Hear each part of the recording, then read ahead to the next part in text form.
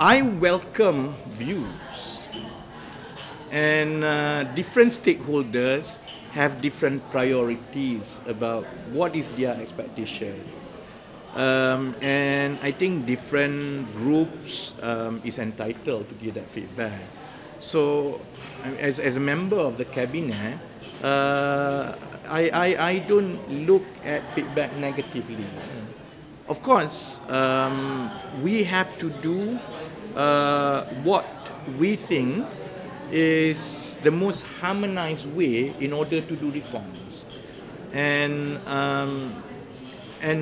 we also have to deal with different stakeholders within society.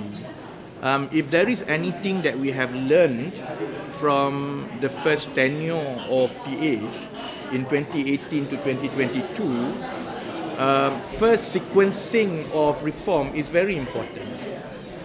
Second, order of priorities is also very important.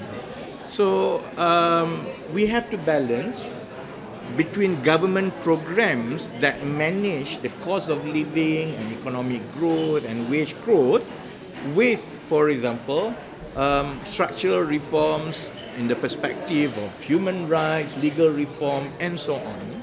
Some of the major reforms had been initiated, but it does take a while. The separation of prosecution power and AG chamber has started more than a year ago, but it does follow a certain timeline.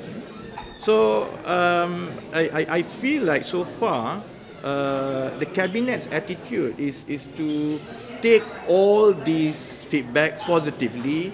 It does help us in order to manage our reform programs and balancing it. But I'm also quite confident that by and large, society will be able to judge us fairly based on our order of priorities, because different expectations come from different segments of societies. So if we were to lurch to just one segment, we may be given an A score by Bersit, but we may be given F score on other things, So the focus, I think, is to balance all this, and reforms is part and parcel of an overall package.